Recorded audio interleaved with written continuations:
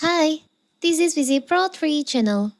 In today's video, I will show you how to limit connected devices on your hotspot on Android.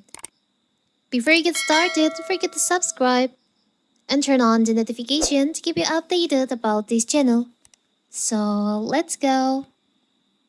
Hotspots are a handy way to help your friends out in a pinch or to provide another one of your devices a crucial internet connection. No matter why you might be using an Android hotspot, you may also want to know who is connected to it.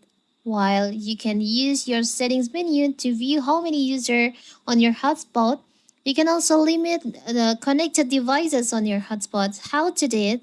In this video, I will show you how to do it. So first of all, of course, we can open our settings on our phone. We can go to the portable hotspot settings. By scroll down, there's an option portable hotspot. You can just tap on that. So here's, you can just scroll down. There is an option connected devices. So here's, uh, you can see there is an option limit of connected devices. By default, it's set to unlimited. But if you want to limit the devices who can connect to your hotspot, you can just tap on that.